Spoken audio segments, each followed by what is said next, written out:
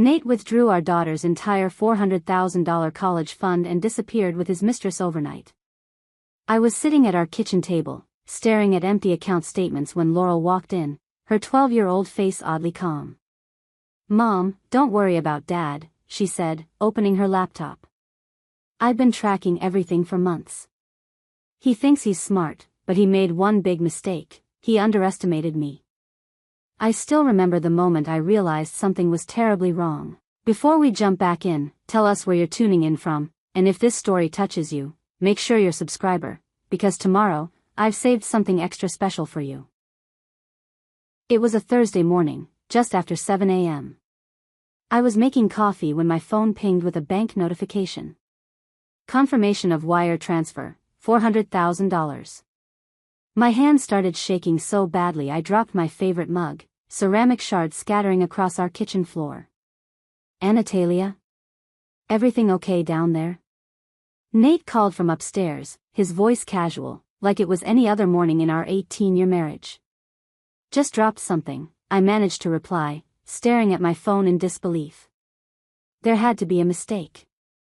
That account was untouchable, the money we'd been saving for Laurel's education since the day she was born. My parents had contributed their life savings to it before they passed.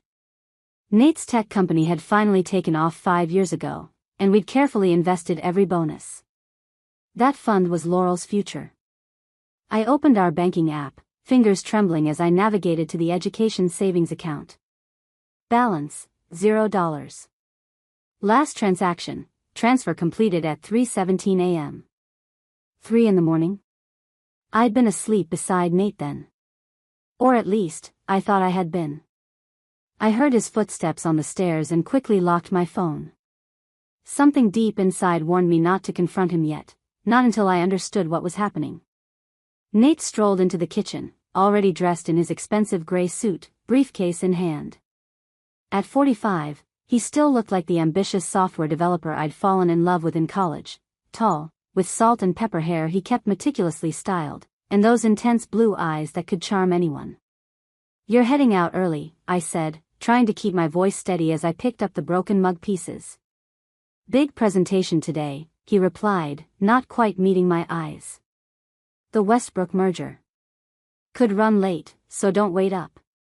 The Westbrook merger. He'd been mentioning it for weeks, working late, taking calls behind closed doors. I'd trusted him completely.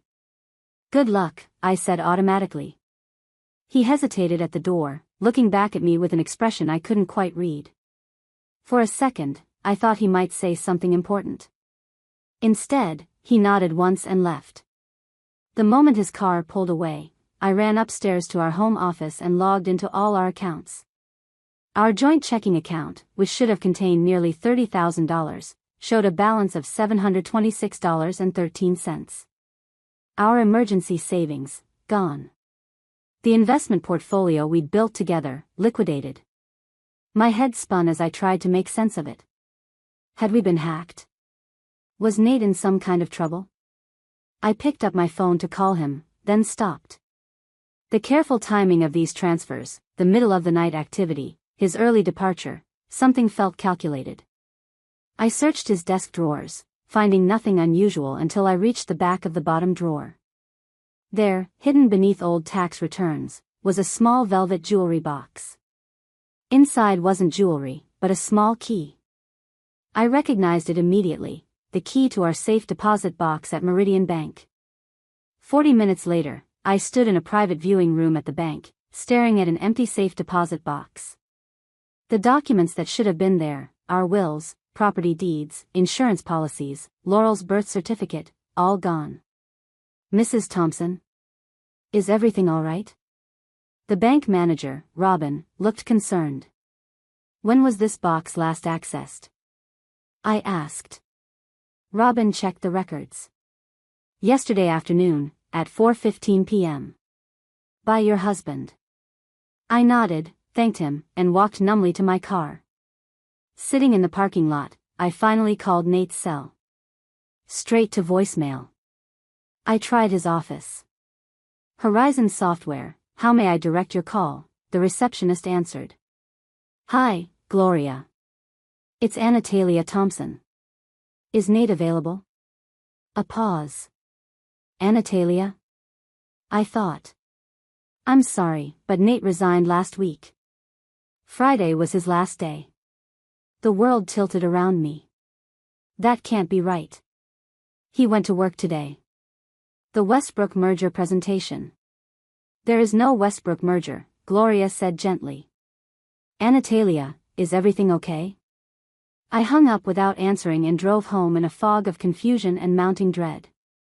As I pulled into our driveway, I noticed the mailman delivering a certified letter. I signed for it, tore it open in the driveway, and found divorce papers inside. Nate had filed a week ago. I stumbled into the house, collapsing onto the sofa. That's when I saw it, a hotel receipt that had fallen between the cushions. The Parkview Grand Hotel, room 512. 2 guests. Champagne service. From 3 nights ago. When Laurel came home from school that afternoon, I was still sitting there, surrounded by bank statements and the divorce papers. I'd spent hours calling Nate, checking other accounts, and trying to piece together what was happening. There was no trace of where he'd gone or who he was with. Mom?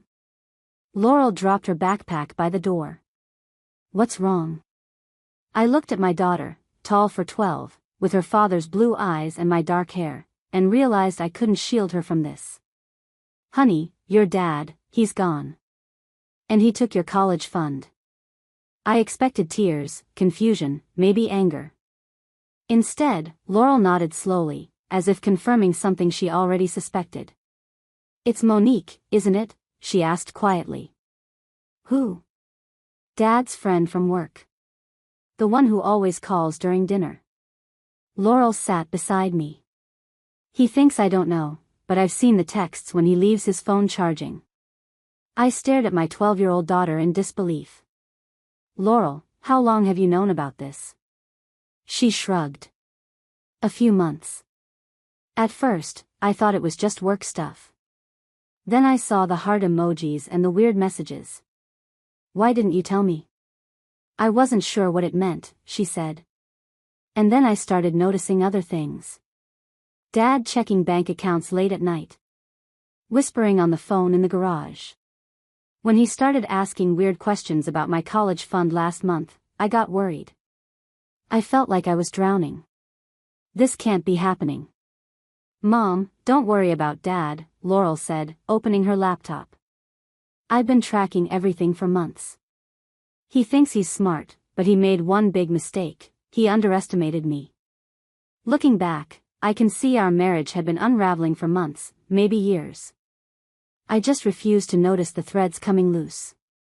Nate and I met at Stanford during our senior year. I was studying psychology, planning to become a therapist. He was the brilliant computer science major everyone predicted would change the world. We were an unlikely match, me, the empathetic listener who volunteered at crisis hotlines, and him, the intense coding prodigy who sometimes forgot to eat when working on a project. You balance me, he used to say in those early days. You remind me there's a world outside my head. After graduation, we moved to Seattle where Nate joined a startup and I finished my master's degree. We married in a small ceremony by Lake Washington, with just family and close friends. I still have the photo from that day on my nightstand. 2 young people, eyes bright with promise, his arm wrapped protectively around my waist. Laurel came along 5 years later. The moment the nurse placed her in Nate's arms, I saw something change in him, a fierce protectiveness I'd never witnessed before. She's going to have every opportunity, he whispered, touching her tiny fingers. The best schools, the best start in life. Nothing's going to hold her back. That night, he set up her college fund with our modest savings. It's not much yet, he told me, but it'll grow. I promise. And it did. When Nate's startup was acquired by a larger tech firm, he insisted on putting a significant portion of his windfall into Laurel's future. When my parents passed away 3 years ago, leaving us their life savings, we added that too. The balance grew steadily, carefully managed by Nate, who had an almost obsessive interest in tracking its performance. Preparing and narrating this story took us a lot of time, so if you are enjoying it, subscribe to our channel, it means a lot to us. Now back to the story.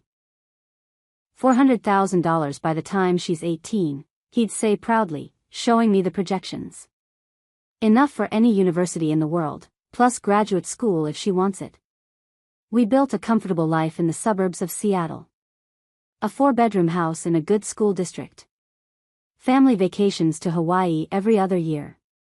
Piano lessons and soccer practice for Laurel. I established my therapy practice, specializing in family counseling. The irony doesn't escape me now. About 2 years ago, things began to shift. Nate's company expanded, opening offices in San Francisco and New York. His travel increased, a week here, 10 days there. He'd come home exhausted, distracted, checking his phone constantly. "It's just a stressful time," he'd say when I asked if everything was okay.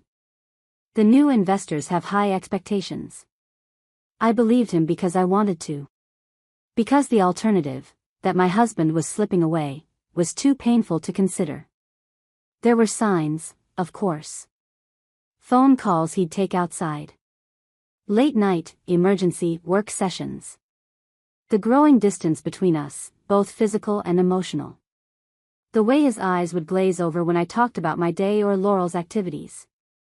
"Dad missed my science fair again," Laurel said one evening, poking at her dinner without eating. "He wanted to be there, sweetie. The Chicago meetings couldn't be rescheduled." Even as I defended him, I felt a flicker of doubt. Nate had always made Laurel's events a priority before. Something had changed. One night, about 6 months ago, I woke around 2 a.m. to find his side of the bed empty. I found him in his home office, hunched over his computer in the dark, the blue screen illuminating his face. He quickly minimized whatever he was looking at when he heard me. "Just checking on the Tokyo markets," he said smoothly. "Go back to bed." 2 weeks later, a credit card statement arrived with charges from jewelry stores and restaurants I'd never been to. When I asked about them, he explained they were gifts for clients, business dinners I wouldn't have enjoyed. "You know how boring those tech talks are for you," he said with a smile that didn't quite reach his eyes. "All algorithms and investment rounds." I nodded and let it go.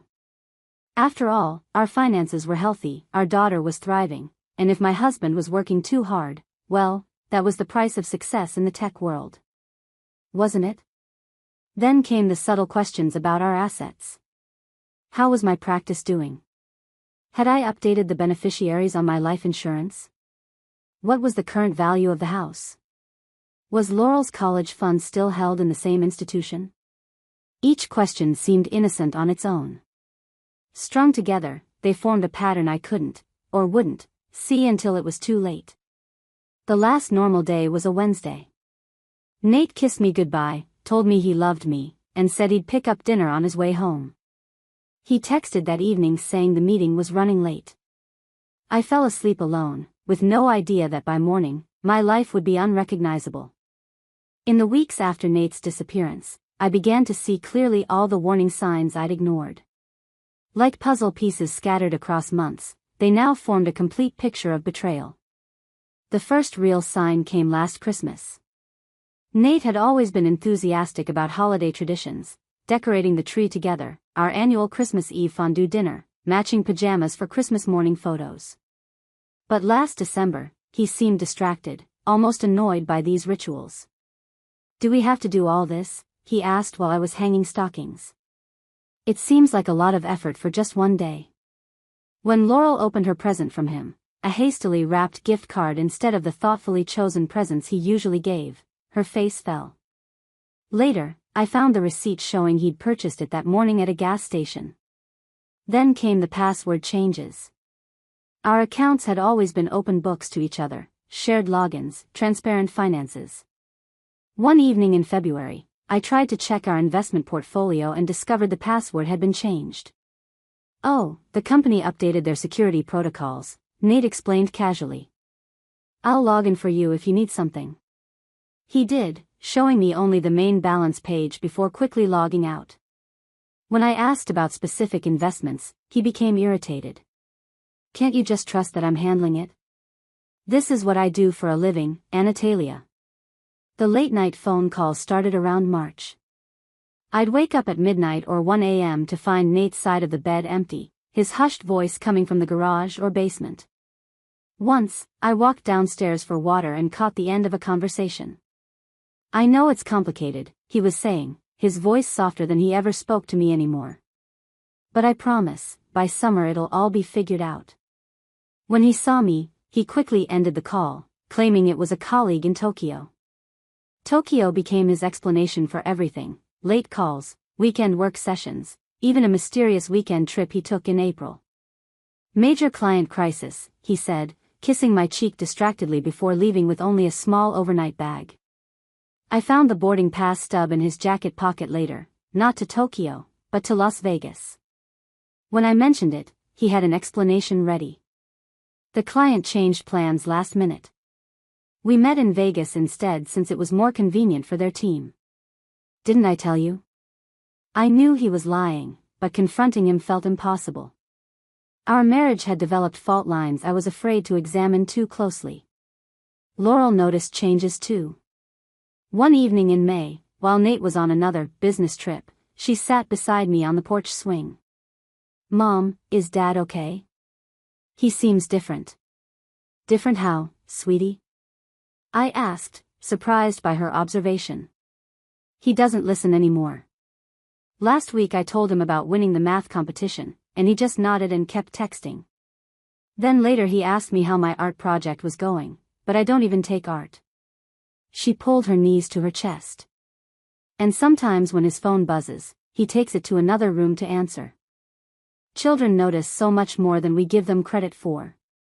While I was making excuses for Nate's behavior, Laurel was cataloging every inconsistency, every moment of inattention. The woman's name, Monique, first appeared in June. Nate's phone lit up on the kitchen counter while he was showering, and I saw a text preview: "Monique, miss you already." Last night was. The rest was hidden. When I asked who Monique was, he didn't miss a beat. "New project manager from the San Francisco office. We're collaborating on the Reynolds account." That night, I did something I'd never done before. I checked his phone while he slept. It was locked with a new password. But the damage was done. Trust, once questioned, unravels quickly. The most telling sign came when Nate started asking about Laurel's college fund. For years, this account had been his pride, something he managed carefully but never touched. "I was thinking," he said casually over breakfast one morning, "maybe we should restructure Laurel's education fund. Move it into something with more liquidity, given the market uncertainty." "But you've always said long-term growth was the priority," I replied. "She's only 12. Things change," he said, an edge in his voice. "We might need to access those funds sooner than expected." Looking back now, this was the moment I should have realized something was deeply wrong. Nate had always been obsessive about Laurel's future education.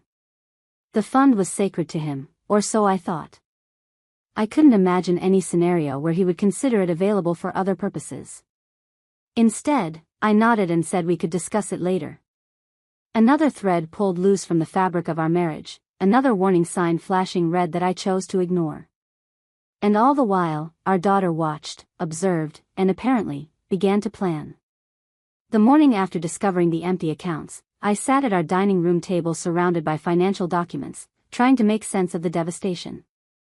Laurel had gone upstairs after her shocking revelation about Monique, leaving me alone with the divorce papers and bank statements.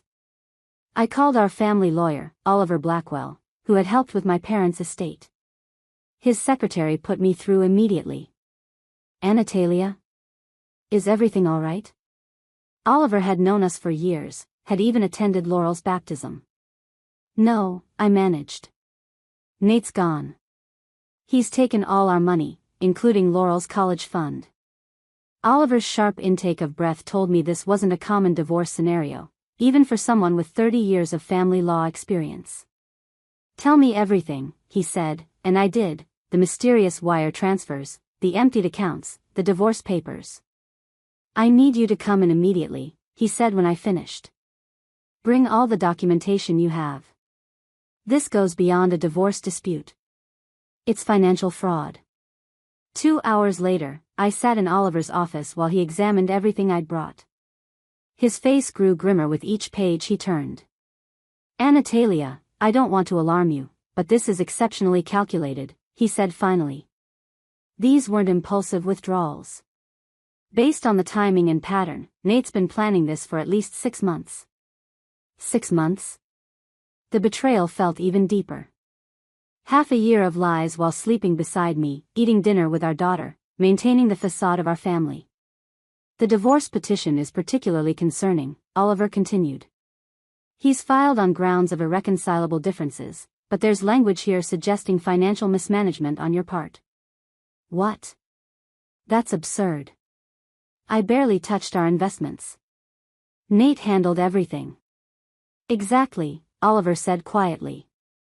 That's part of the problem. He's established a paper trail suggesting you had equal access and responsibility, but functionally kept control. If anyone questions the missing money, he's positioned to claim you could be responsible. I felt physically ill. He's trying to frame me? Not explicitly, but he's created reasonable doubt. It's quite sophisticated. Oliver pulled out another document, a loan application with my signature on it. Except I'd never seen it before. "Did you authorize a home equity line of credit 2 months ago?" he asked. "No. Never." I thought not. "This appears to be forged, but it's a good forgery." I stared at the signature. It looked like mine, but with subtle differences only I would notice. The loop on the was too rounded, the tail of the too short. "There's more," Oliver said gently. The college fund wasn't just emptied. According to these records, it was used as collateral for a business loan. A company called Meridian Innovations LLC. I've never heard of it. It was registered 3 months ago in Nevada. Single owner, Monique Winters. The name hit me like a physical blow.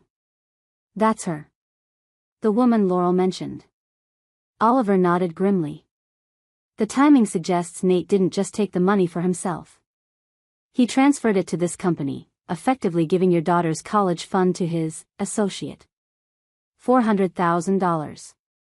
My parents' legacy. Our daughter's future. My voice sounded hollow, even to my own ears. "Actually," Oliver said, checking another document, "it's worse than that. The fund was valued at $427,000. But he also took out loans against your home equity, liquidated retirement accounts, and emptied joint savings. Total missing assets exceed $650,000. The room spun around me. I'd known it was bad, but this was catastrophic. Our entire financial life, systematically dismantled. "What can we do?" I asked. "File police reports for fraud. Freeze any remaining accounts. Contest the divorce petition. And prepare for a lengthy legal battle." Oliver looked at me sympathetically. "I have to ask, how are you going to manage financially in the immediate term?" It was a question I'd been avoiding. My therapy practice brought in steady income, but not enough to cover the mortgage, Laurel's expenses, and upcoming legal fees. "I don't know," I admitted. "I have about $2,000 in my personal checking account that Nate apparently missed." "You should consider selling assets, maybe even the house." "No," I said firmly. "I won't uproot Laurel. She's already lost her father and her financial security. I won't take her home too." As I drove back, my phone rang, an unknown number. "Mrs. Thompson? This is Bonnie Williams from First National Bank's fraud department. We've detected unusual activity on your accounts and need to verify some recent transactions." For a moment, I felt a surge of hope. Perhaps the banks could reverse the transfers, recover some of what was lost. But as Bonnie detailed the transactions, all properly authenticated, all using correct passwords and security answers, that hope faded. Nate had covered his tracks meticulously. "I'll send you the fraud report forms," Bonnie said sympathetically. "But I should warn you, recovery is complicated when transactions were authorized using correct credentials, especially by a joint account holder." When I arrived home, Laurel was waiting. One look at my face told her everything.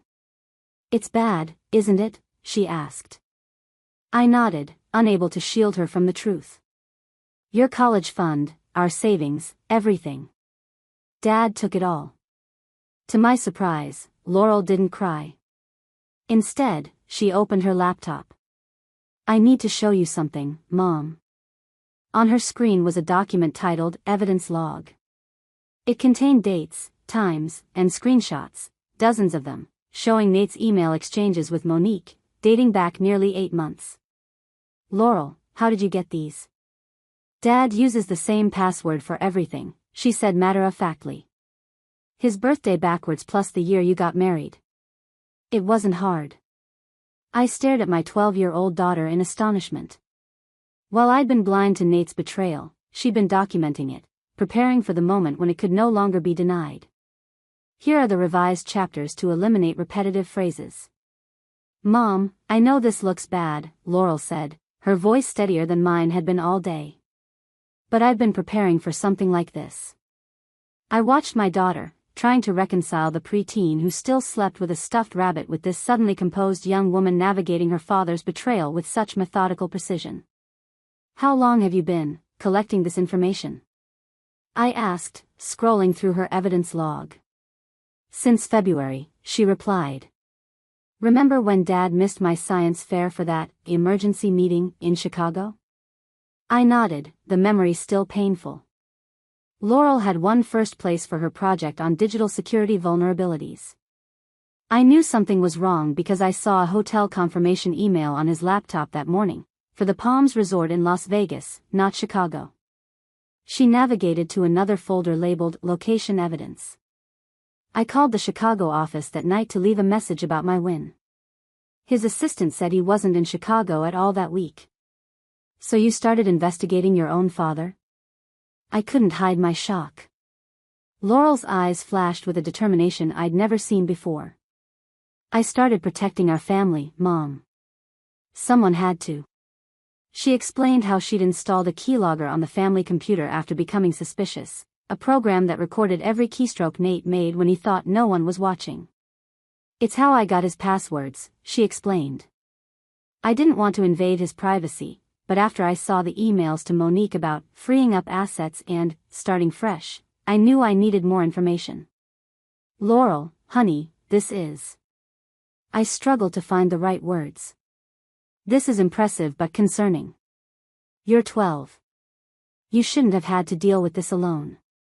"I'm not alone anymore," she said simply. "Now I have you." She opened another folder titled Financial Tracking. Inside were spreadsheets detailing Nate's systematic liquidation of our assets, first small withdrawals that wouldn't trigger alerts, then larger movements as he grew bolder. "Dad thought he was being careful, but he left digital fingerprints everywhere," Laurel explained. "Every login, every transfer, every new account, they all connect back to his devices and IP addresses." My head spun trying to keep up. "How do you know all this?" "This is advanced cyber tracking." Laurel shrugged. "I taught myself. There are tutorials online for everything now. Plus, Dad used to brag about security at his company. I just applied what he talked about." She pulled up emails between Nate and Monique that made my stomach turn, intimate exchanges mixed with cold-blooded financial planning. "They've been planning this since last fall," Laurel explained. "First it was just the affair, but around January, they started talking about escaping together. By March, they were discussing how to access our money without raising flags. One email from Monique particularly stood out: "The college fund is the biggest prize. If we can leverage that, we'll have everything we need to start over." My daughter's future, reduced to a prize, in their scheme. "There's something else," Laurel said hesitantly. "Something I discovered last week that I think pushed their timeline forward." She opened a document with a corporate letterhead I didn't recognize: Velox Technologies.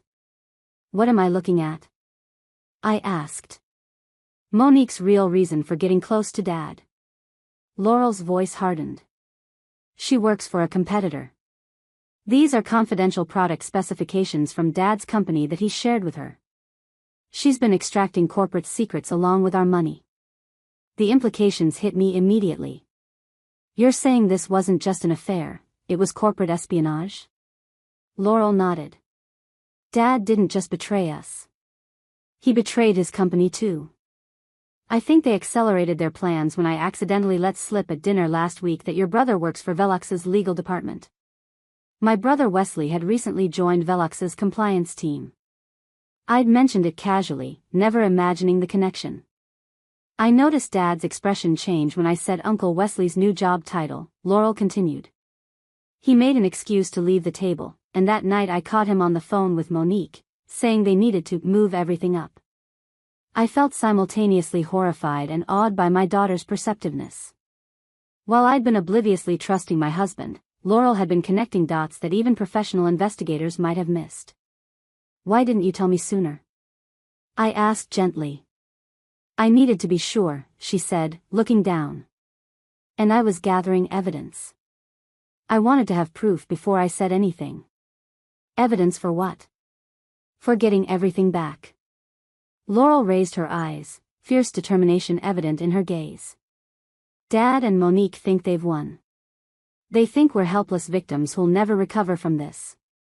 They're wrong. She closed the evidence log and opened another file labeled Recovery Plan. I've been working on this for weeks, she explained. 3 different approaches to recover our money and make sure they face consequences. As I read through her detailed strategies, legal actions, corporate whistleblowing, financial recovery techniques, I realized my 12-year-old daughter wasn't just documenting the crime. She was systematically planning our comeback. Laurel, I said slowly, this is extraordinary. But it's not your responsibility to fix this. Yes, it is, she replied with quiet conviction. He's my father, and he stole my future. I'm taking it back. In that moment, seeing her determined face, I realized Nate had made a catastrophic miscalculation. In focusing on me, the trusting wife he could easily deceive, he'd completely underestimated the child he'd helped raise. Mom, it's even worse than we thought, Laurel said, her fingers moving rapidly across her keyboard. We'd spent the morning going through her evidence, and with each new discovery, the betrayal deepened. What now? I asked, almost afraid to hear the answer. Dad didn't just take our money. He's been stealing from Grandma and Grandpa's estate too. My parents had left a small trust fund that was supposed to be managed for family emergencies and Laurel's postgraduate education. It wasn't part of the college fund, it was separate, meant to be untouched until Laurel turned 25. That's not possible, I said. Your father isn't a trustee. Only Wesley and I can access those funds. Laurel turned her laptop toward me. On screen was a document with what appeared to be my signature, transferring trustee powers to Nate. This isn't my signature, I said immediately. I know. It's a forgery, a good one, but definitely fake. Look at the I in your last name, you always dot it with a small circle, not a dot. I gazed at her, astonished by her attention to detail. How did you catch that? I compared it to other documents you've signed. The differences are subtle, but they're there. Laurel opened another file showing account statements from the trust. The balance, which should have been around $120,000, now showed just $3,472. He's been siphoning from it gradually, she explained. Small amounts at first, then larger withdrawals once he had trustee access.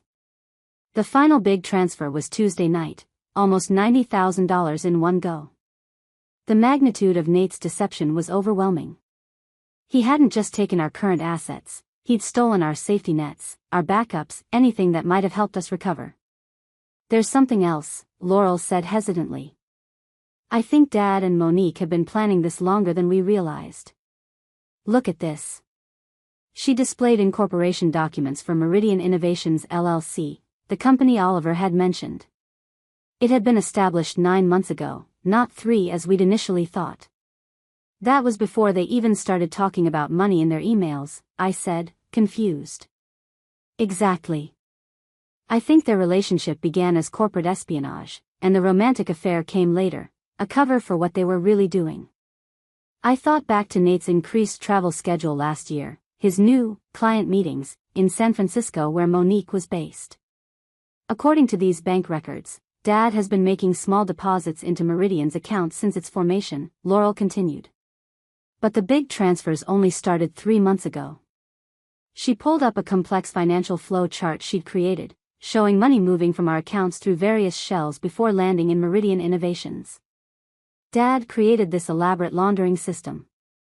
First, he'd transfer to these temporary holding accounts, then convert to cryptocurrency, then back to dollars in different accounts under Monique's control.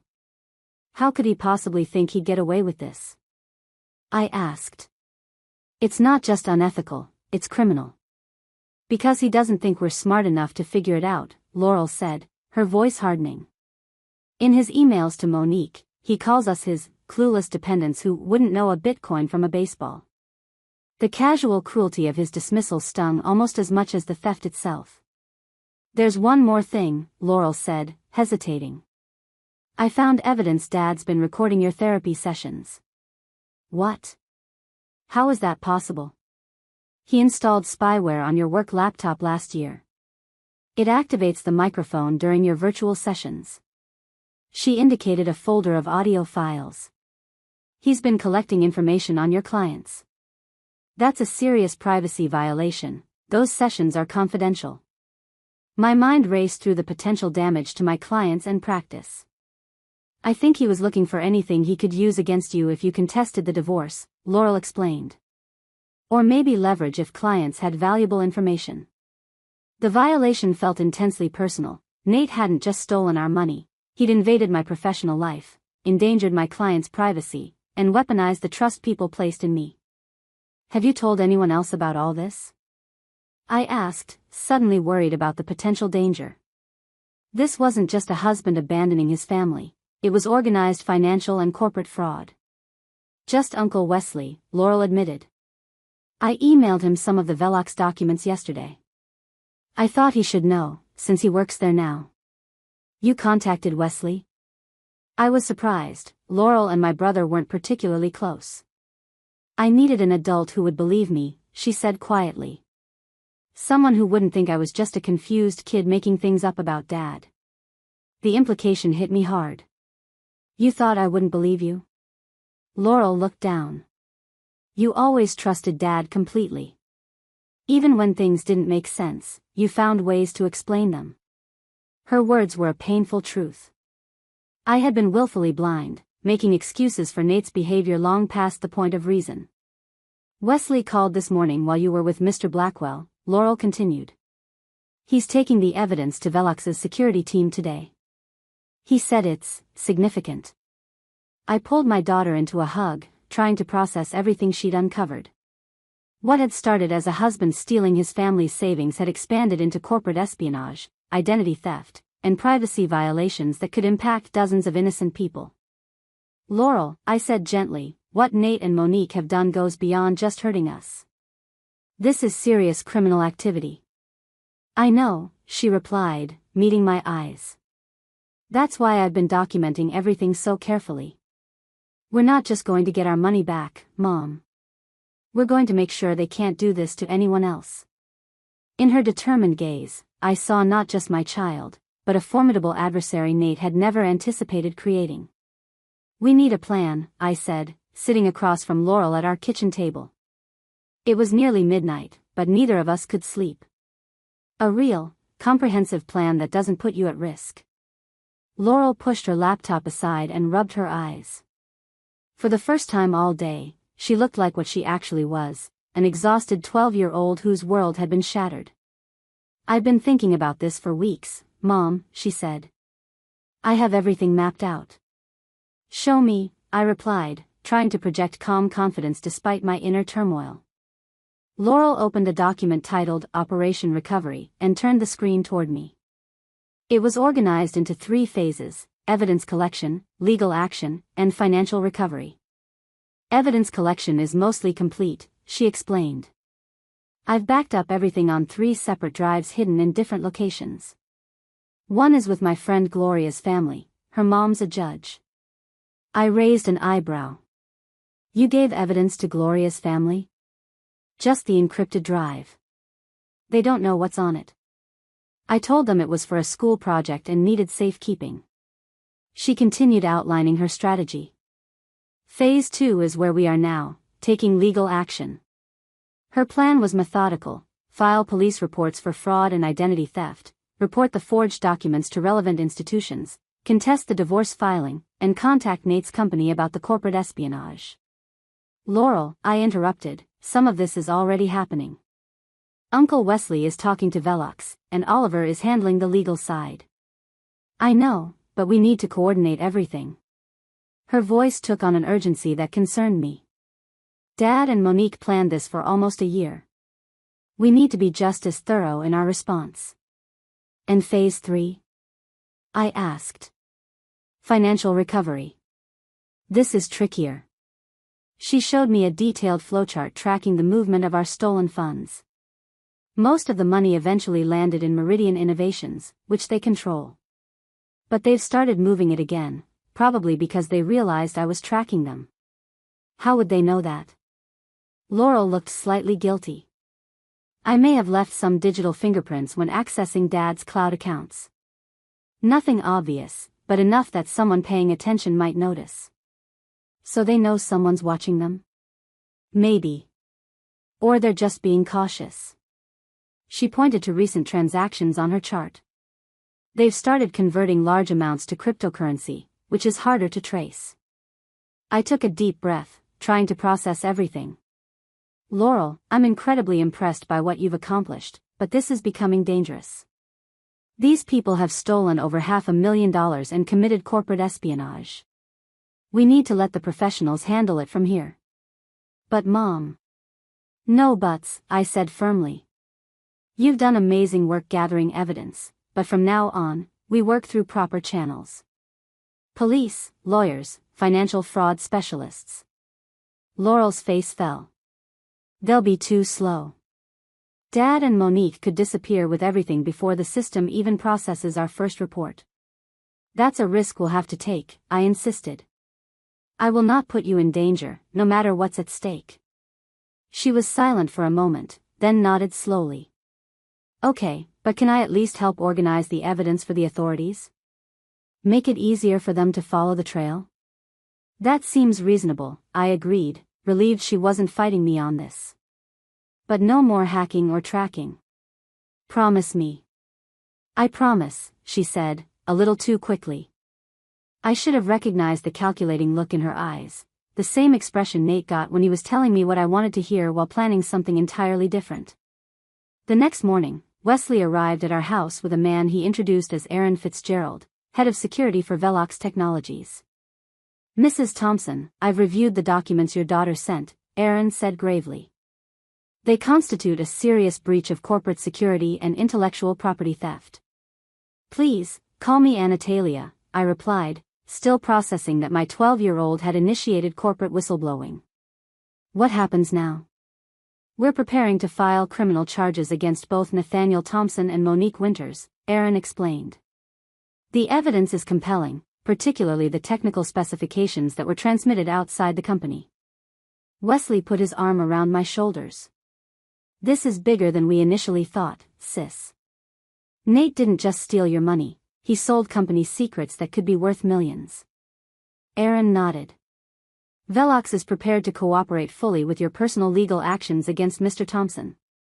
Our interests are aligned in locating him quickly. Have you found any trace of them? I asked. Not yet, but we have resources your local police don't. Corporate security teams, digital forensics experts. Aaron glanced toward Laurel, who was sitting quietly in the corner, absorbing every word. Your daughter's work has given us a significant head start. Most victims don't have such comprehensive documentation. Laurel looked pleased at the recognition but remained silent. After Aaron left, Wesley stayed to help us prepare for a meeting with Detective Gloria Martinez from the Financial Crimes Unit. The police had initially been skeptical when I filed reports, but Oliver's involvement and the Velox connection elevated our case. Laurel, Wesley said gently, the detective is going to have questions about how you obtained some of this evidence. She nodded solemnly. I know. Some of what I did wasn't exactly authorized. We'll focus on what Nate did wrong, I assured her. But honey, you need to be honest with the detective. No more secrets. Okay, she agreed. But I should probably delete the keylogger from the family computer first. Wesley and I exchanged glances. My brother looked simultaneously impressed and concerned. That's probably wise, he said carefully. And maybe we don't volunteer certain details unless directly asked. After Wesley left, I found Laurel in her room, organizing files on her laptop. Are you ready for tomorrow? I asked, sitting beside her on the bed. The detective will want to know everything. Almost, she replied, not looking up from her screen. Just finishing something important. I glanced at her monitor and saw she was composing an email to an address I didn't recognize, winters@meridianinnovations.com. Laurel. I gasped. Are you contacting Monique directly? After everything we just discussed about leaving this to the authorities? It's not what you think, she said quickly. I'm not contacting her. I'm setting a trap. A trap? Laurel, what are you thinking? I moved closer to view the screen. The email Laurel had drafted was brief and direct. Ms. Winters. I have evidence regarding the unauthorized transfer of Velox Technologies specifications to Meridian Innovations LLC. I am willing to discuss terms for keeping this information private. Contact me at this secure address within 24 hours to arrange a conversation. It's a digital breadcrumb, Laurel explained. This email address is a decoy I created that will track when and where she opens the message. I'm not actually planning to communicate with her. I felt a mixture of concern and reluctant admiration at her resourcefulness. This is exactly the kind of thing we agreed you wouldn't do anymore. This could tip them off that we're onto them. They already know someone's tracking them, she countered. This way, we control what information they receive. Besides, Detective Martinez said the hardest part will be finding them. This could give us their current location. I took a deep breath. And if Monique responds? What then? The account is programmed to send an automatic reply saying I'll be in touch soon. It buys time while feeding their paranoia. Her expression turned earnest. Mom, I promise I won't actually engage with them.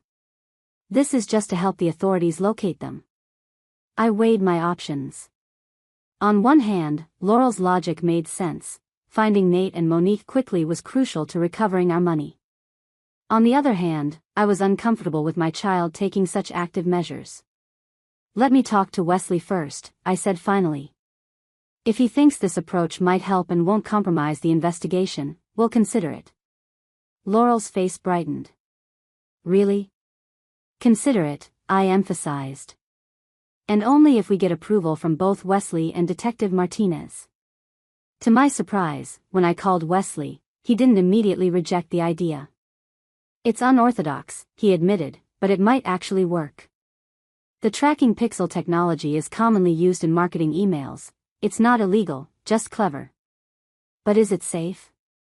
I pressed. I don't want to put Laurel at risk. The decoy email can't be traced back to her real identity if she set it up properly, Wesley said. I'll have Aaron take a look at the technical details before we decide. The next day, Aaron reviewed Laurel's setup and grudgingly approved it with some additional security measures. Your daughter has remarkable aptitude for cybersecurity, he told me privately. With proper guidance, she could have an exceptional career. With the modifications in place and Detective Martinez informed of our plan, we sent the email. The response came faster than any of us anticipated. Less than 2 hours later, Laurel's tracking software pinged. She opened it. Laurel announced, indicating the alert on her laptop. From an IP address in Scottsdale, Arizona. Aaron immediately called his team while Detective Martinez updated the interstate alerts. What about Dad? I asked. Could he be with her? The email was only opened once, from one location, Laurel explained. But Monique's probably going to tell him about it right away. About what, Nate? The divorce papers you left? The empty bank accounts? Or maybe the forged documents? Don't act like you're the victim here, he said, his tone hardening. You never appreciated what I built for our family. You were too busy with your clients to notice our marriage falling apart. Detective Martinez nodded encouragingly as I kept him talking. Is that how you justify stealing our daughter's college fund? Betraying your company? I managed to keep my voice steady despite my racing heart. That money was as much mine as yours, he snapped. I earned it. I invested it. I had every right. To give it to your girlfriend? I interrupted. To commit fraud? There was a pause. Who's been contacting Monique? He demanded. I don't know what you're talking about. I followed the detective's earlier coaching, neither confirming nor denying. Someone sent her an email about Velox. His voice lowered. Someone who knows things they shouldn't. Laurel, sitting across from me, held up her laptop screen showing a map pinpointing the call's origin, also Scottsdale, but a different location from where the email was opened. Nate, where are you? I asked, trying to sound concerned rather than tactical. We should talk in person. That's not happening. His voice was cold. But you need to call off whoever is threatening Monique. You have no idea what you're getting involved in. Me? I let genuine incredulity fill my voice. You abandoned your family, emptied our accounts, and stole from your company. And you're worried about an email? This isn't a game, Anatalia. Now there was a note of genuine fear in his voice. These are powerful people. If certain information gets out, we could all be in danger. Detective Martinez straightened up, suddenly more alert. What people, Nate? What have you gotten yourself into? But he'd already regained control. Just tell your little hacker friend to back off. For everyone's safety. The line went dead. Detective Martinez immediately called her team. We need to expedite the trace on that call. Thompson just implied there might be additional parties involved. I turned to Laurel, whose face had gone pale. He knows, she whispered. He knows someone's tracking them digitally. He thinks it's one of your friends, not me, but he knows. Wesley put a protective arm around her shoulders. This changes nothing. The authorities are closing in on their location. You've done your part, Laurel. But I recognized the troubled expression she wore, the same look she got when facing a complex problem. She wasn't done yet. What did he mean about powerful people? She asked quietly. None of us had an answer. The night after Nate's call was tense. Detective Martinez assigned a patrol car to monitor our house while her team worked with Arizona authorities to locate Nate and Monique in Scottsdale. Wesley stayed over, sleeping on our couch, just as a precaution, though I suspected he was as unsettled by Nate's veiled threats as I was. I checked on Laurel twice during the night, finding her asleep the first time but wide awake at 3 a.m., her laptop open beside her. Can't sleep? I asked softly, sitting on the edge of her bed. I'm trying to figure out what Dad meant about powerful people, she admitted. I've been going through his older emails, looking for connections we might have missed. Honey, you need to rest. Let the police handle this part. She closed her laptop reluctantly. I just keep thinking there's something we don't understand yet. Something bigger. I smoothed her hair back from her forehead. We'll figure it out together, in the morning. But morning brought unexpected developments. I was making coffee when Wesley burst into the kitchen, his face tense. Aaron just called. Monique Winters has been arrested. What?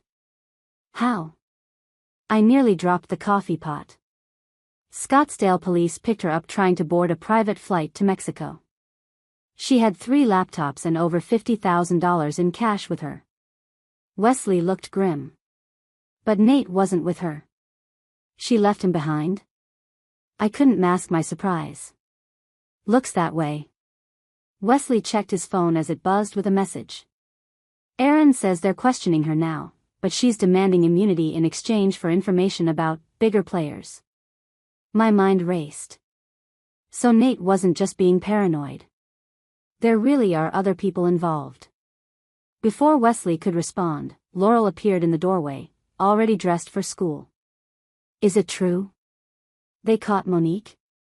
Wesley nodded. How did you? Police scanner app, she explained, holding up her phone. Plus I set up alerts for any news mentions of Dad or Monique's names. I exchanged a glance with Wesley. My daughter's technological vigilance continued to surprise me. Laurel, I think you should stay home from school today, I suggested. Just until we know more about the situation. She started to protest but was interrupted by her phone ringing, an unknown number. We all froze, staring at the device as if it might explode. Put it on speaker, Wesley instructed, already dialing Detective Martinez. Laurel answered, placing the phone on the kitchen counter. Hello? Hello, Laurel. Nate's voice, eerily calm. I think it's time we had a talk. My heart dropped. Nate, leave her alone, I said firmly, moving closer to the phone. Anatalia, he acknowledged. I'm glad you're there too. This concerns both of you. Dad, Laurel spoke up, her voice remarkably composed. Why did you take my college fund? A pause. That's complicated, sweetheart. No, it's not, she countered. You stole from me. You forged documents. You committed fraud. Those are facts, not complications. Another pause, longer this time. You don't understand what I've been dealing with. Then explain it, Laurel challenged. Explain why you thought it was okay to steal my future. Wesley signaled that Martinez was on her way and to keep him talking. I never intended things to go this far, Nate said, his voice softening. It started as a simple plan, consulting for another company on the side, using my expertise to build something new. With Monique, Laurel prompted. Yes, with Monique. She recognized my value when my own company didn't. A hint of bitterness crept into his voice. But then other investors got involved, people who wanted more than just my knowledge. They wanted proprietary information, trade secrets. So you became a corporate spy, I said. I became a realist, he corrected sharply. Do you have any idea what these tech companies do? They use people up and discard them. 20 years I gave to Horizon, and what did I have to show for it? A middle management position while younger coders got promoted around me. So that justifies stealing from your family? I couldn't keep the anger from my voice. The plan was to replace it all, he insisted. Triple it, even. The investors promised returns that would have secured Laurel's education and our retirement. It was supposed to be a temporary loan. Until Monique convinced you to just take everything and run, Laurel said quietly. A heavy sigh came through the speaker. Monique complicated things.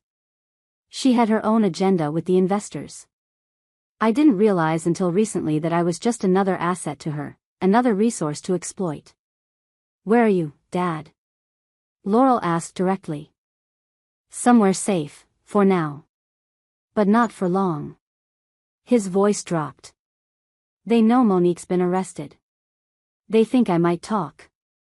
That's why I'm calling, to warn you. Wesley leaned forward. Warn us about what, Nate? Wesley? Nate sounded surprised. You're there too. Answer the question, Wesley pressed. Who are they, and what are you warning us about?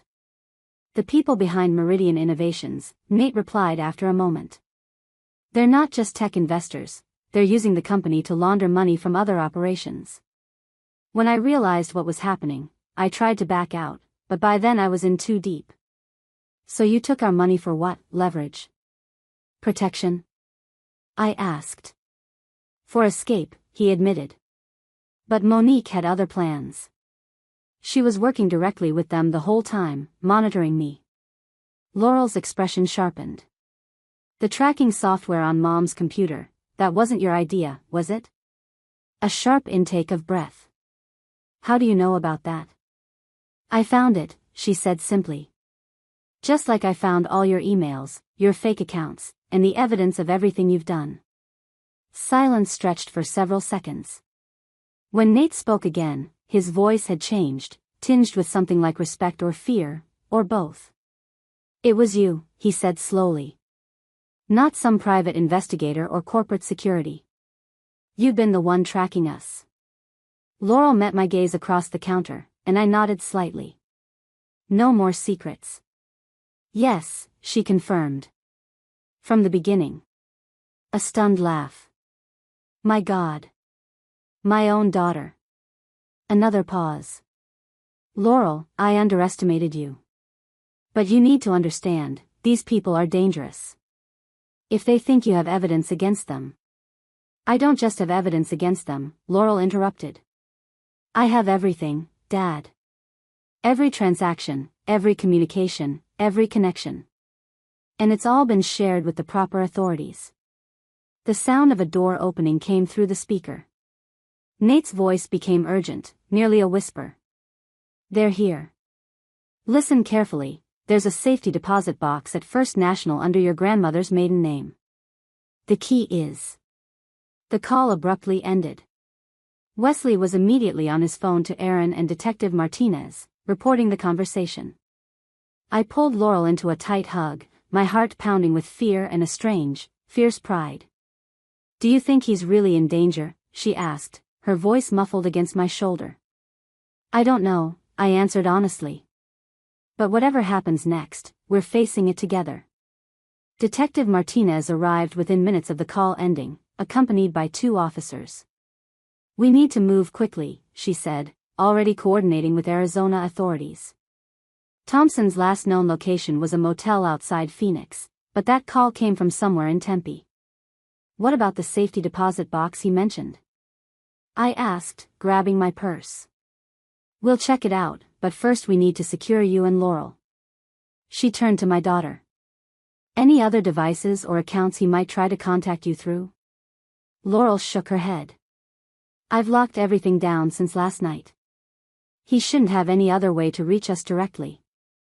Wesley accompanied us to the police station, where we were settled in a private room with officers nearby. Detective Martinez briefed us on Monique's arrest. She was caught with multiple laptops, financial documents, and fake passports, Martinez explained. "Initial examination of the devices shows evidence of both your stolen funds and the corporate espionage." "What about the investors Nate mentioned?" I asked. "We're coordinating with FBI on that angle. Monique's not talking yet, but the evidence on her devices points to connections with a known money laundering operation." Laurel, who had been uncharacteristically quiet, finally spoke up. "Can I see what was on the laptops?" Martinez shook her head. "That's evidence in an ongoing investigation." "But," she added, seeing Laurel's expression fall, "your technical insights have been invaluable so far. If there's something specific you think we should look for." "The encryption method Dad uses for sensitive files," Laurel said immediately. "It's not standard. He developed it himself based on childhood memories as key fragments." "What kind of memories?" Martinez asked, intrigued. "Places we've lived, pet names, vacation spots, but arranged in a specific pattern only he would know." Laurel pulled out a notebook. "I figured it out last month when I found his encrypted journal. I've documented the pattern here." Martinez accepted the notebook with raised eyebrows, clearly impressed. "This could save our digital forensics team days of work." While Martinez coordinated with the FBI, an officer took us to First National Bank to check the safety deposit box Nate had mentioned. After verifying my identification and confirming I was authorized to access any box registered under my mother's maiden name, the bank manager led us to the vault. "The box was opened 3 days ago," he informed us, checking the log. "By Mr. Thompson." My heart raced as we were left alone with the metal box. I inserted the key with trembling fingers. Inside was a sealed envelope addressed to Laurel, a USB drive, and a handwritten letter to me. "Should we open these now?" I asked the officer accompanying us. "We should have them examined first," she advised. "There could be fingerprints or other evidence." But Laurel was already reaching for the envelope with her name on it. If Dad wanted to hide evidence, he wouldn't have told us where to find it, she reasoned. He was trying to help. The officer reluctantly agreed, photographing each item before allowing us to examine them. Laurel's envelope contained a handwritten note and a bank card. The note was brief. Laurel. If you're reading this, I've underestimated you in more ways than I can count. The attached card accesses an account I set up in your name last year, one Monique doesn't know about.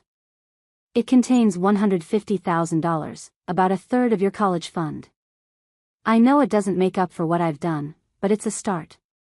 The USB drive contains evidence about the real people behind Meridian.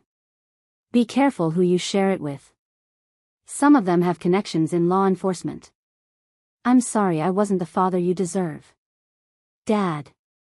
My letter was longer, detailing his affair with Monique, how it had evolved into a business relationship, and eventually a trap he couldn't escape from. He claimed the investors behind Meridian had leveraged their knowledge of his corporate espionage to force him into laundering money through the company. He's trying to paint himself as a victim, I said, handing the letter to the officer.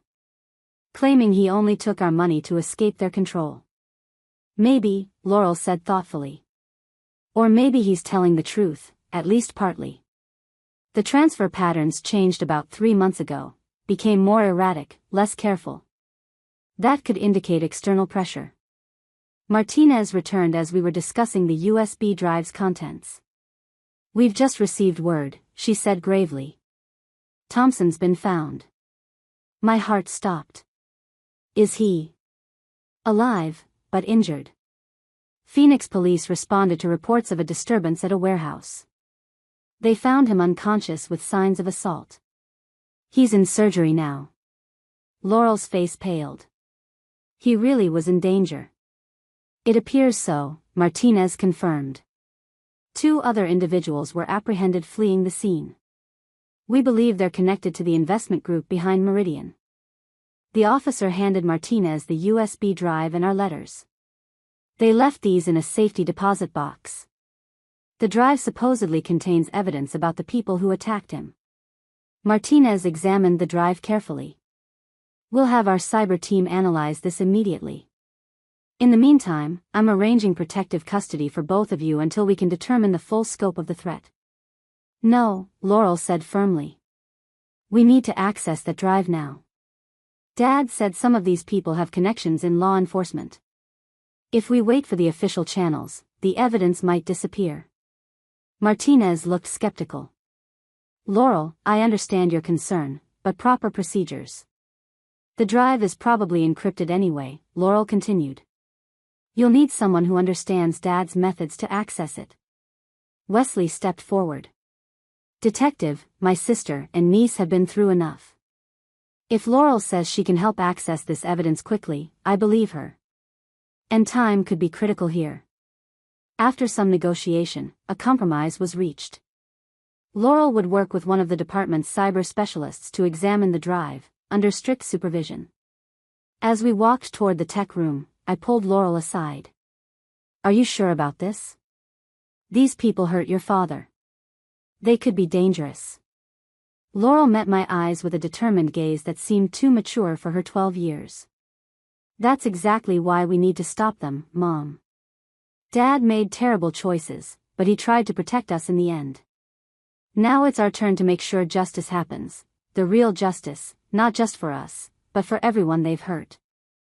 I looked at my daughter, this remarkable, resilient child who had navigated a path through betrayal with more courage and clarity than I had managed, and nodded. Together, I agreed, squeezing her hand. Whatever happens next, we face it together. The evidence on the USB drive proved more valuable than anyone anticipated. Working with the police cyber specialist, a technician named Aaron from Velox, and Wesley observing, Laurel unlocked the encrypted files within hours. It's exactly as Dad described, she said, as files populated the secure police computer screen.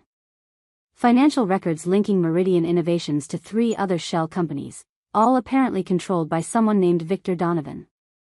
Donovan? The cyber specialist whistled.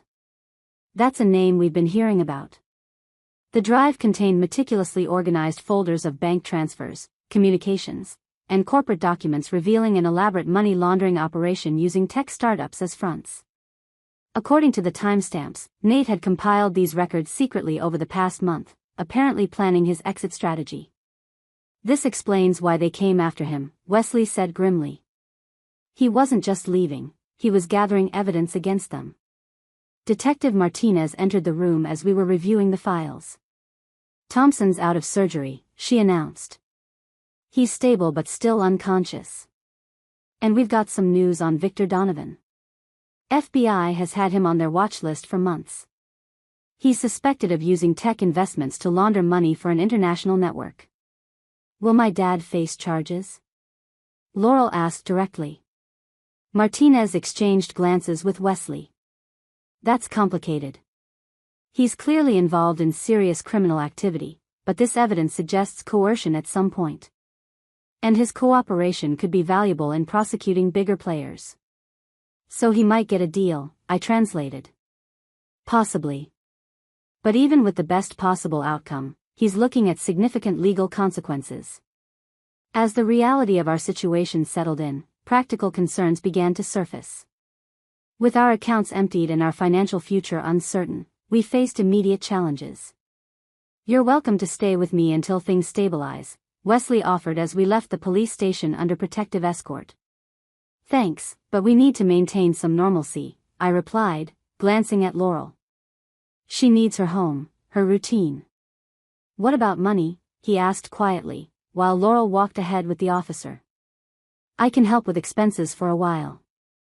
The bank card Nate left for Laurel verified as legitimate, I said. It contains a portion of her college fund. Morally, I'm conflicted about using it, but practically. It's her money, Wesley finished.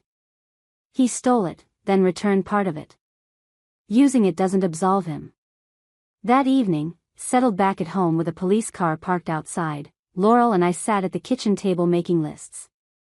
We need to prioritize, I said, calculating figures on a notepad. Mortgage, utilities, groceries. I already transferred $10,000 from the recovery account to your checking account, Laurel said matter-of-factly. That should cover immediate expenses while we sort things out. I looked up, startled. You did what? The bank card Dad left accessed an online account. I set up a transfer to your personal account, just enough for essentials. She must have noticed my expression. Did I do something wrong? No, it's just, I paused, trying to articulate my feelings. This role reversal feels strange. You're 12, Laurel. You shouldn't be managing family finances during a crisis. She shrugged. Someone has to, and I'm good at it. You are, I agreed. Extraordinarily good. But I'm worried about what all this is doing to you. The weight you're carrying. Laurel considered this. I don't feel like I'm carrying a weight, she said slowly. I feel like I'm using my abilities to protect what matters. Isn't that what you always taught me to do? I had no argument against that. My bright, resourceful daughter had applied her unique talents to defend our family when it mattered most. How could I fault her for that, even as I worried about the emotional toll? Over the next 2 weeks, a new routine emerged. I returned to my therapy practice, scheduling extra sessions to rebuild our finances. Laurel returned to school, though she continued working with authorities in her free time, helping them navigate the complex digital evidence. Nate regained consciousness after 3 days and immediately began cooperating with federal investigators. The charges against him were substantial: fraud, identity theft, corporate espionage, wire fraud. But his cooperation in bringing down Donovan's network earned him consideration. He's asked to see you both, Wesley informed us after visiting Nate in the hospital. He's under guard, completely secure. I'm not ready, I admitted. And I'm not sure Laurel should be exposed to that right now. I want to go, Laurel said firmly. I have questions only he can answer. After consulting with Laurel's therapist, whom she'd been seeing twice weekly since the crisis began, I reluctantly agreed to a supervised visit. The hospital room was stark, with a police officer posted at the door and Nate looking diminished in the bed, his face bruised, and 4 in his arm. When Laurel entered, his eyes filled with tears. "You came," he said softly. "I had to see for myself," she replied, maintaining her composure. "Laurel, he began. "Why didn't you just ask for help?" she interrupted. "If you were in trouble with these people, why didn't you tell Mom? Tell the police? Why steal from me instead?" The directness of her question seemed to cut through any prepared speech he might have had. "Pride," he answered after a long moment. "Fear. Shame about the affair and what I'd already done. By the time I realized how dangerous Donovan was, I was already implicated in too many crimes. So you decided to sacrifice us instead." He winced. "I told myself it was temporary. That I'd replace the money, protect you both from the fallout. I lied to myself as much as to you." I stood silently by the door, letting Laurel lead this conversation she clearly needed to have. "The $150,000 you left," she said. "Was that really for me, or was it just to ease your conscience?" "It was for you," he insisted. "It was all I could salvage without tipping off Monique or Donovan. I was planning to get the rest back somehow." Laurel nodded, processing this. "The authorities are going to use your evidence to try recovering more of our money. And Velox is considering a civil claim that might help too." "You did that," he said quietly. "You found the evidence, made the connections. You outsmarted all of us, Laurel." "Not because I wanted to," she replied. "Because I had to." As we left the hospital room, Laurel was quiet, thoughtful. I waited until we were in the car before asking, "Are you okay?" She gazed out the window for a long moment. "I think I am," she said finally. "I got my answers. He's not a monster, just a weak, selfish man who made terrible choices. Knowing that helps, somehow." I reached across to squeeze her hand. "You're extraordinary, you know that?" A small smile lifted the corner of her mouth. "I get that from you, Mom. You're stronger than you think." Driving home, I realized she was right. Throughout this ordeal, I'd found reserves of strength I hadn't known I possessed. We both had. The road ahead would be difficult: legal proceedings, financial recovery, emotional healing, but for the first time since finding those empty accounts, I felt genuine hope. We were rebuilding, not just our finances, but our understanding of ourselves and what we were capable of. 6 months later, I stood in the doorway of Laurel's bedroom, watching her prepare for her first day of 8th grade. So much had changed since that terrible morning when we discovered Nate's betrayal. "Nervous?" I asked, as she carefully packed her laptop into her backpack. "A little," she admitted. "But good nervous." Excited. The transformation in our lives had been remarkable, though the path wasn't easy. The federal investigation into Victor Donovan's network had expanded to include operations in 3 countries. Monique eventually accepted a plea deal, providing crucial information in exchange for a reduced sentence. Nate's case was more complicated. His cooperation was valuable, but his crime substantial. He ultimately received 5 years, with possibility of parole after 3. Through asset seizures, civil litigation, and the partial recovery Nate had secured beforehand, we'd managed to recover almost $275,000 of Laurel's college fund. Not the full amount, but enough to secure her future education. Velox Technologies had been surprisingly supportive. After the extent of the corporate espionage came to light, they hired independent security consultants to overhaul their systems, and offered Laurel a paid internship in their cybersecurity division for the following summer, despite her age. "Your daughter has natural talent we can't teach," the director told me. "We'd rather have her working with us than potentially against us someday." That comment, though meant as a compliment, had troubled me. I didn't want Laurel defined by the crisis that had thrust her into the adult world of financial fraud and corporate espionage. Yet watching her navigate the aftermath with remarkable resilience had forced me to accept an important truth: the experience had fundamentally changed her, revealing capacities I might otherwise never have known she possessed. "Mom? Earth to Mom?" Laurel waved her hand in front of my face, bringing me back to the present. "You zoned out again." "Sorry, just thinking about how much has happened." She nodded, understanding immediately. Good changes, mostly. She was right. Despite the trauma, positive transformations had emerged from the ruins of our old life. My therapy practice had evolved to include specialized support for families affected by financial fraud, an unexpected niche that fulfilled me professionally while helping others navigate similar crises. We downsized from our large suburban house to a cozy townhome closer to town, reducing our expenses while creating a fresh start. The new space felt more like ours rather than a remnant of the family we had been. Most significantly, Laurel had channeled her newfound abilities into positive directions. With guidance from Wesley and a mentor at Velox, she'd helped develop an educational program teaching teenagers about digital security and financial literacy. Ready? I asked, as she slung her backpack over her shoulder. Almost. She disappeared into her closet, emerging with a small gift-wrapped box. I was going to wait until this evening, but now seems better. What's this? I asked, accepting the package. 6-month anniversary gift, she explained. Of us rebuilding. Inside was a delicate silver necklace with 2 intertwined hearts, one larger, one smaller. It's beautiful, I said, genuinely touched. Turn it over. On the back was a tiny engraving, stronger together. We really are, you know, Laurel said, helping me fasten the clasp. Everything that happened, it showed me who we really are when things get hard. And who is that? I asked softly. People who don't break.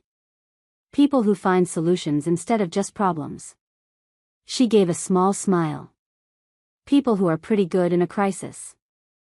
I hugged her close, marveling at her wisdom. I hope we don't need those particular skills again anytime soon. Me too. But if we do, we'll handle it. We walked together to the front door, where Wesley was waiting to drive Laurel to school. My brother had become a more consistent presence in our lives, Sunday dinners, movie nights, impromptu visits. Another unexpected gift from our ordeal. Ready for the big day, Professor, he teased, using his nickname for Laurel since she'd started teaching at the cybersecurity workshops. As I'll ever be, she replied, giving me one last hug before heading toward his car. Watching them drive away, I touched the necklace at my throat and reflected on our journey. The betrayal had shattered our family, but from those fragments, Laurel and I had created something new, something perhaps stronger and more authentic than what we'd had before. That afternoon, I received a call from Oliver Blackwell, our lawyer. Great news, Anatolia. The judge approved the final recovery settlement from Meridian's seized assets. Another $50,000 toward Laurel's education fund. That's wonderful, I said, genuine relief washing over me. When will it be transferred? Already done. But there's something else you should know. Oliver paused. Nate wants to sign over his remaining interest in the tech patents he developed at Horizon. They're generating modest royalties, but over time, they could add significantly to Laurel's fund. I sat with that information, emotions conflicted. Is there a catch? No strings attached. He's specifically designating them for Laurel's benefit, with you as trustee until she's 21. After we hung up, I sat on our small patio, considering what this meant. Nate was trying, in his limited way, to make amends. It wouldn't erase his betrayal or the damage he'd caused, but it was something. That evening over dinner, I shared the news with Laurel. So Dad's giving us his patent rights, she summarized after I explained. What do you think we should do? That's up to you, I said. They're being offered for your future. She considered this while pushing pasta around her plate. I think we should accept them, she decided finally. Not because we've forgiven him, but because it's a practical solution. And we're practical people now. I smiled at her pragmatism. Yes, we are. Besides, she added with a slight smirk, I checked those patents last month. They're worth more than Dad probably realizes. The technology is being incorporated into a new security platform. Of course, she had already researched the patents. My daughter left little to chance these days. Later, as we sat together watching a movie, Laurel's head resting against my shoulder, I reflected on how our story might appear from the outside, a cautionary tale of betrayal and its consequences. But from where we sat, it had become something else entirely, a testament to resilience, to the capacity for renewal, to the unexpected strengths that emerge when foundations crumble. The betrayal had cost us much: trust, security, innocence. But what we'd gained was invaluable: an unshakable confidence in ourselves and each other, a clear-eyed understanding of our capabilities, and the knowledge that whatever challenges life presented next, we would face them together. Mom? Laurel's voice was drowsy against my shoulder. I'm glad it was just us, in the end. You and me against the world. She yawned. We make a pretty good team. I kissed the top of her head, feeling a profound gratitude beneath the lingering pain. The best team, sweetheart. The absolute best. Up next, you've got 2 more standout stories right on your screen. If this one hit the mark, you won't want to pass these up. Just click and check them out. And don't forget to subscribe and turn on the notification bell so you don't miss any upload from us.